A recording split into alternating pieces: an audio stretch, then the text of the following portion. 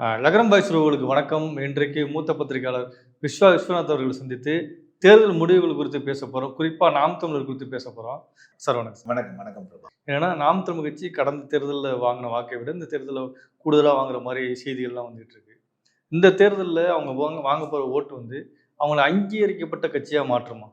நிச்சயமா கிட்டத்தட்ட இப்பவே அந்த ஒரு இது வரைக்கும் வந்து 12 சுற்றுகள் தமிழ்நாட்டில் ஓரளவுக்கு சராசரி சுற்றுலா வந்து முடிஞ்சிருக்கு.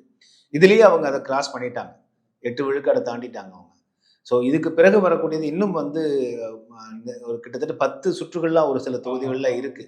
அதனால நிச்சயமா என்ன பொறுத்த வரைக்கும் சராசரியாக 1,00,000 வாக்குகளை ஒரு தொகுதியில் ஒரு தொகுதிக்கு வாங்குவாங்க சராசரியா. அப்ப 40 தொகுதியும் போது 40 லட்சம் வாக்குகள் வந்து அவர்களுக்கு இருக்கு. இது ஒரு மிகப்பெரிய ஒரு அச்சீவ்மெண்ட்டா பார்க்கப்படுது. நான் ஏற்கனவே கிட்டத்தட்ட வந்து ஒரு மாத காலத்திற்கு முன்பாகவே சொல்லியிருந்தேன். 10 - 16 விழுக்காடுகளை தொடுவதற்கான வாய்ப்புகள் நாம் தமிழர் கட்சிக்கு இருக்கு. ஏன்னா கள நிலவரம் அப்படி இருக்கு.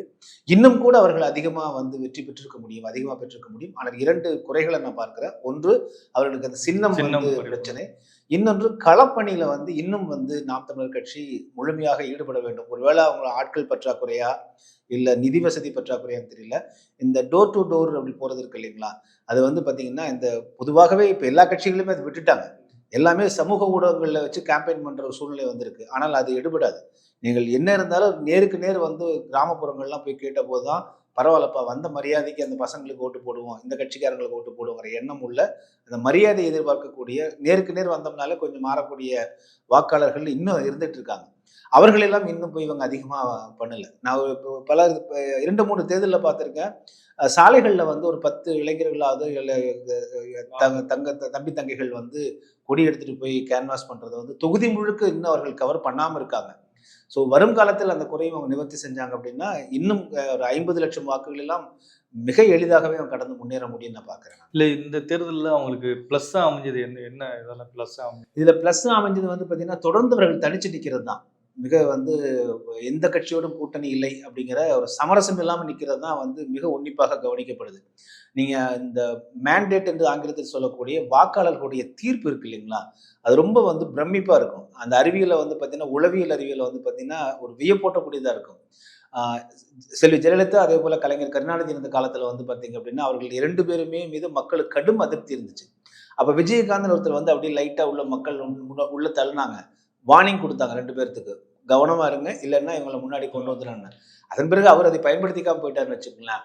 இப்போ கிட்டத்தட்ட அதே போல வந்து பார்த்தீங்கன்னா சத்தம் இல்லாம மக்கள் வந்து இப்போ என்ன காரணம், கடந்த காலங்களில் வந்து விஜயகாந்த் போன்றவர்கள் எல்லாம் மக்களை ஏமாத்திட்டாங்க. நீங்க பாமகவாகட்டும், அடுத்து விசிகாவாகட்டும், இவர் கடைசியில வந்து எந்த கட்சி ஆகாதோ அந்த கட்சி கூடவே போய் கூட்டணி பேசிட்டாங்க. இப்போ அதனால இப்போ எப்பவுமே நீங்க ஒண்ணு வந்து பாத்தீங்கன்னா 10 பேர் வந்து உங்களை ஏமாத்திட்டு போயிடுவான். அவன் ஏமாற்றுவது அவனுக்கு ஒரு தொழிலா இருக்கக்கூடியவனா இருப்பான். 11ஆவது ஆளு நல்லா வருவான், அவனை நீங்க நம்ப மாட்டீங்க. இப்ப அதுதான் நாம் தமிழர் கட்சிக்கு இருக்கக்கூடிய பெரிய இடையூறு.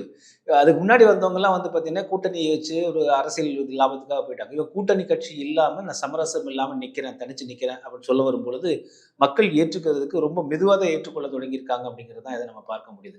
அது பெரிய இது. ஆனால் முன்னேறி கொண்டு இருக்காங்க, பின்னேற்றம் இல்லாம முன்னேறி வாக்குப்பதிவுல வாக்கினுடைய எண்ணிக்கைகள்ல விழுக்காடுல முன்னேறிட்டு இருக்காங்க. அதுதான் சமரசம் இல்லாம அவங்க நிக்கிறது ஒன்று பார்க்கப்படுது. அவங்க தம்பி தங்கைகள் வந்து இன்னும் வந்து கடுமையா உழைக்கணும் அப்படிங்கிறதையும் நம்ம வைக்கணும். இல்ல அவங்கள்ட்ட உறுப்பினர்கள் வந்து நீங்க பார்த்த மாதிரி தேர்தல் பிரச்சாரத்தை பார்த்தா ரொம்ப சிற்பமா தான் இருப்பாங்க.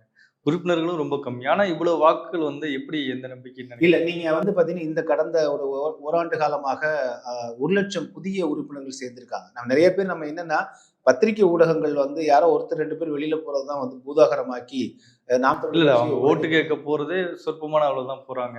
இல்ல அது இன்னும் அதிகப்படுத்தணும். மொத்தத்துல உறுப்பினர்கள் வந்து அதிகமா இருக்காங்க. நீங்க ஒரு 1,00,000 உறுப்பினர்கள் புதிதாக சேர்ந்தாங்கன்னா ஒருத்தர் வந்து 10 வாக்குகளை வந்து எப்படியாவது கேன்வாஸ் பண்ணி தரணும்னு அவங்களுக்கு ஒரு அசைன்மெண்ட் கொடுத்தா ஒரு 5 - 7 பேர் கொண்டு வந்தாலே போதுமே உங்களுக்கு.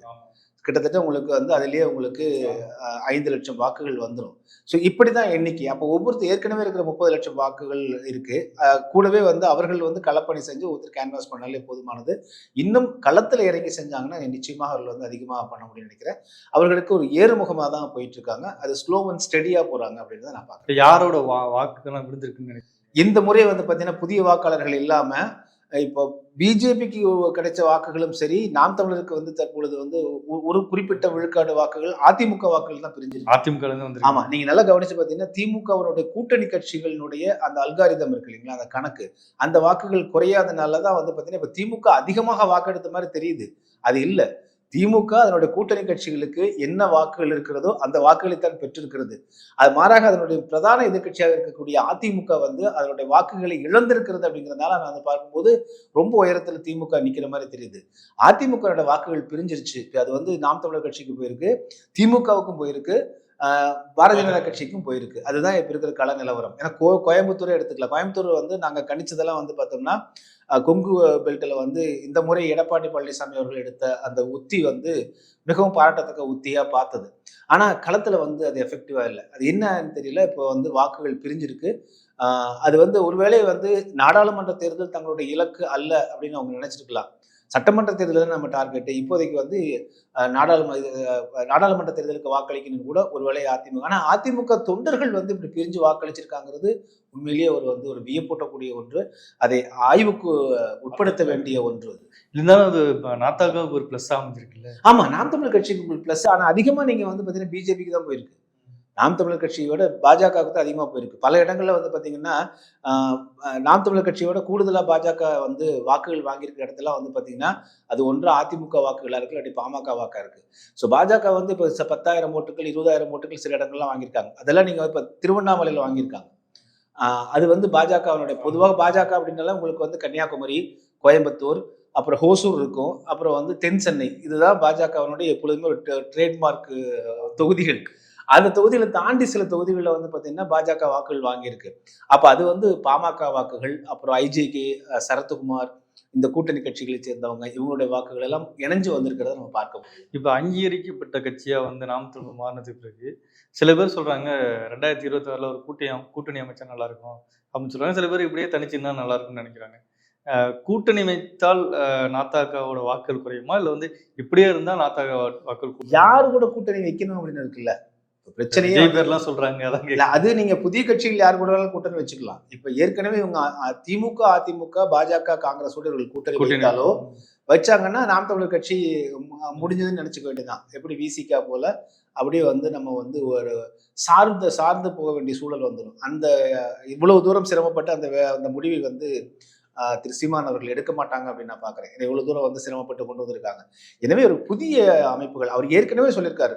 கணிசமான அளவு பேரம் பேசக்கூடிய, தலைமை தாங்கக்கூடிய அந்த எண்ணிக்கையில் அடிப்படையில் நாங்கள் வலிமை பெற்ற பிறகு எங்கள் நோக்கங்களோடு இலக்குகளோடு ஒன்று வரக்கூடியதை கூட்டணி சேர்ப்போம்னு சொல்லியிருக்காங்க. அதனால் ஒருவேளை வந்து புதிதாக விஜய் கட்சியோ அல்லது இன்னும் பல புதிய கட்சிகள், சிறு சிறு கட்சிகள் இருக்கு. இவர்கள்லாம் வந்து பாஜக, காங்கிரஸ், திமுக, அதிமுக சாராமல் இருக்கக்கூடிய சிறு கட்சிகள் இருந்தால் அவர்களை இணைத்து செல்வதற்கு நிறைய வாய்ப்பு இருக்கு. அப்ப இன்னும் கூடுதலாக இவர்கள் வந்து அதிக வாக்குகளை பெற முடியும் அப்படின்னு 2026 இதை விட அதிகமா கிடைக்கும்னு நினைக்கிறீங்க. அந்த தேர்தல் வந்து நாடாளுமன்ற தேர்தல், அப்ப சட்டமன்ற தேர்தல், அப்ப அந்த கால்குலேஷன் மாறும்னு நினைக்கிறீங்க? இதை விட இருமடங்காக மாறும் அப்படிங்கிறது நான் உறுதியான நம்புறேன். இந்த தேர்தலை விட. காரணம் என்னன்னு வந்து பாத்தீங்க அப்படின்னா, இப்போ நம்ம ஓட் பேங்க் வந்து கரையாதுன்னு நினைச்சிட்டு இருக்கிறோம். அது நிறைய பேர் செய்யறது திமுக ஓட் பேங்க் அப்படி இருக்கும், அதிமுக ஓட் பேங்க் அப்படி இருக்கும். இந்த தேர்தலில் திமுக கூட்டணிக்கு கிடைத்திருக்கிற வாக்குகள் திமுகவின் மீது உள்ள நல்ல எண்ணத்தின் மீது அல்ல, திமுகவின் மீது உள்ள திருப்தியினால் அல்ல. திமுக மீது கடுமையான அதிருப்தி தமிழ்நாட்டில் இருக்கு. கடுமையான அதிருப்தி இருக்கு. ஆனா ஓட்டு போட்டு ஜெயிக்க என்ன காரணம்னா அதை விட கடுமையான வந்து இப்ப எதிர்த்து நிற்க வேண்டியது பிஜேபியும் மோடியும் எதிர்த்து நிற்க வேண்டும் அப்படிங்கிற எண்ணத்துல இது வந்து முழுக்க ஆன்டி பிஜேபி, ஆன்டி மோடி வாக்குகள் தான் இப்ப திமுகவுக்கு வந்து போயிருக்கு. பிரியாம நின்றுருக்கு. கூடுதலா நீங்க அதிமுக பிரிஞ்சு போனதே அதான் சொல்ல முடியும் நம்ம. எனவே இப்ப திமுக வெற்றி பெற்றது வந்து நாடாளுமன்ற தேர்தல் என்கிற காரணத்தினாலும் இவர்கள் வந்து மோடி வேணுமா வேண்டாமா அப்படிங்கிற பார்வையில தான் தமிழ்நாட்டு மக்கள் வாக்களிச்சிருக்காங்க. இது திமுகவுக்கு சாதகமாக இருக்கிறது. இது திமுக தமிழ்நாட்டில் வந்து திமுக கடந்த இத்தனை ஆண்டுகள் செய்திருக்கக்கூடிய இந்த பிழைகளை வந்து மக்கள் ஏற்றுக்கொண்டதாக, தவறுகளை ஏற்றுக்கொண்டதாக, மின்சார கட்டணம் 250 ரூபாய் இருக்கு, இதெல்லாம் ஏற்றுக்கொண்டு வாக்களித்தது கிடையாது. இது முழுக்க நாடாளுமன்ற தேர்தல். ஏன்னா நம்ம குறிப்பாக நீங்க வந்து நானெல்லாமே எனக்கு நல்ல நினைவு இருக்கு. ஒரே நாளில் நாடாளுமன்றத்திற்கு தேர்தல் நடக்கும், சட்டமன்றத்திற்கு தேர்தல் நடக்கும். மாற்றி வாக்களிப்பாங்க மக்கள். இதே எழுத படிக்க தெரியாத கிராமத்தாரன் கூட வந்து கிராமத்துக்காரர் கூட அழகா என்ன பண்ணுவாருன்னா வாக்கை பிரிச்சு போட்டு வருவார். ஆனா எனவே மக்கள் வந்து ரொம்ப தெளிவா இருக்காங்க. இது நாடாளுமன்றத்திற்காக ஆன்டி மோடி வாக்குகள் தான் தற்பொழுது திமுகவுக்கு கிடைக்கப்பெற்ற திமுக இந்த வெற்றியே ஆன்டி மோடி ஆன்டி பிஜேபியினுடைய வெற்றி தான் திமுகவின் வெற்றி. இல்ல பேசும்போது சொன்னீங்க, நாம் தமிழருக்கு இந்த தடவை விட அடுத்த முறை டபுள் மடங்காகும் சொன்னீங்கல்ல, அது எப்படி எந்த அடிப்படையில மாறும்? புதிய வாக்காளர்கள் நிச்சயமா வருவாங்க. என்ன காரணம் அப்படின்னு வந்து ஒரு சலிப்பு ஏற்பட்டிருக்கிறது. நீங்க வந்து இந்த திமுக, அதிமுக, பாஜக, காங்கிரஸ் மீது மக்கள் பொதுவாகவே சலிப்பு ஏற்பட்டிருக்கு. புதிய வாக்காளர்கள் இன்னும் 2 ஆண்டுகள் இருக்கு. 2 ஆண்டுகள்ல நீங்க வந்து புதிய வாக்காளர்கள் வாக்கு அந்த பக்குவம் அடைவதற்கான, வயதடைவதற்கான இந்த ஒரு பெரிய 2 டீம் உள்ள வருவாங்க. இப்ப விஜய் வேற உள்ள வராரு. ஸோ இவர்கள் வந்து ஒருவேளை இல்லை, கிட்டத்தட்ட வந்து இவர் ஒன்று சேர்ந்து போனாதான் நீங்க வந்து விஜய் நாளை வந்து நீண்ட நாட்கள் நிற்க வேண்டும் நினைச்சாருன்னா அவர் வந்து தனிச்சு நின்னாருன்னா தான் முடியும். அவரும் வந்து விசிகே, பாமக இது போல வந்து போய் அதிமுக, திமுகவோட போய் சேர்ந்துட்டாருன்னா அவரது வந்து ஆகும். அப்பவும் வந்து நிலைச்சு நிற்க போறது நாம் தமிழர் கட்சி தான் நிற்கும். எனவே விஜய் வந்து என்ன கொள்கையோட வர போறாரு, என்ன நோக்கத்தை முன்வைக்க போறாரு, அதை பொறுத்து வந்து இந்த நீங்க திமுக, அதிமுகங்கிற மைண்ட் செட்டில் இருக்கக்கூடியவங்களாம் 50 வயதுக்கு மேற்பட்டவங்க தாங்க. அதுக்கு பிறகு இருக்கக்கூடியவங்கள இப்ப மாற்றி வாக்களிக்கக்கூடிய ஒரு இளைய தலைமுறை, நடுத்தர தலைமுறை, அடுத்த தலைமுறை வந்துட்டாங்க. ஸோ அவர்கள் வந்து மாற்றி யோசிப்பதற்கு தான் வாய்ப்பு இருக்கு. ஸோ எனவே இவங்க இந்த சலிப்பு ஏற்பட்டவங்கலாம் நிச்சயமாக வந்து அவர்கள் போகக்கூடிய இடம், இறுதியாக போகக்கூடிய இடம் என்னவா இருக்கும்னா நாம் தமிழர் கட்சியாக தான் இருக்கும். அல்லது பிஜேபியை வந்து குறிப்பாக அண்ணாமலை மீது ஒரு இளைய தலைமுறைக்கு வந்து ஒரு ஈர்ப்பு இருக்கு அப்படிங்கிறது இந்த தேர்தலில் தெரிய வந்திருக்கு. ஆனால் அது முழுசா வாக்குகளா மாறல. கோயம்புத்தூர்ல நீங்க வந்து பில்டப் எல்லாம் வந்து பாத்தீங்கன்னா ஊடகங்கள்லாம் அண்ணாமலை தவிர மீதி எல்லாமே டெபாசிட் போயிருக்கிற மாதிரி, அதிமுக திமுக டெபாசிட் போயிருக்கிற மாதிரி தான் ஊடகங்கள் கொண்டு வந்தாங்க. ஆனால் அப்பொழுதே நம்ம தொடர்ந்து சொன்னோம் அப்படி கள நிலவரம் இல்லைன்னு சொன்னேன். ஆனால் 3ஆம் இடத்திற்கு போக வேண்டிய அண்ணாமலை 2ஆம் இடத்திற்கு வந்திருக்காருன்னா அதிமுக வாக்குகள் உடைஞ்சிருக்கு அப்படிங்கிறத காமிக்குது. இதெல்லாம் வந்து பாத்தீங்கன்னா இன்னும் நாம் தமிழர் கட்சி இன்னும் வலிமையாக தங்களை முன்னிலைப்படுத்திக் கொள்ளும் பொழுது இன்னும் மக்களுக்காக வந்து மக்களுடைய குறிப்பாக வந்து இன்னும் அவர்களுக்கான நம்பிக்கை அதிகப்படுத்தினாங்கன்னா இன்னும் கூடுதலாக வாக்குகளை பெறுவதற்கு இருக்கு. ஏன்னா நாம் தமிழர் கட்சி இன்னும் வந்து தயங்கி கொண்டிருக்காமல் இந்த அளவுக்கு மக்கள் அங்கீகாரம் கொடுத்திருக்காங்கன்னா இன்னும் முழுவீச்சோடு இறங்கி வெறுமன் போராட்டங்கள் மட்டுமல்லாமல் களப்பணியாற்றுவதற்கான அந்த கட்டமைப்புகளை உருவாக்கணும். ஒவ்வொரு ஊர்லேயும் கிட்டத்தட்ட இப்போ தொடங்கியிருக்காங்க, கடந்த ஆண்டுகள் தொடங்கியிருக்காங்க. இன்னும் அதை வலிமைப்படுத்தணும். கிராமங்கள்ல இருந்து எல்லா இடங்களிலும் வந்து நீங்கள் வந்து குறிப்பாக மக்கள் போராட்டங்களை வந்து திரு சீமான் அவர்கள் மட்டுமே வந்து பார்த்தீங்கன்னா ஒவ்வொரு இடத்துலையும் போய் செய்யாம அந்தந்த ஊர்ல இருக்கக்கூடிய நாம் தமிழர் கட்சிக்காரங்க அந்த ஊருடைய பிரச்சனைகளை வந்து அதற்காக போராடணும். அதற்காக வந்து போராடி அவர்களுக்கு மக்களுக்கு தீர்வு பெற்று தரணும். இது போன்ற இன்னும் வந்து ஆக்டிவா முழு வேகத்தில் அவர்கள் இறங்கினார்கள்னா நான் சொல்லக்கூடிய அந்த 2 மடங்கு எளிதாக கிடைத்துவிடும். எவ்வளவு நேரம் உங்க நேரத்தை எங்களுக்காக நன்றி, வணக்கம்.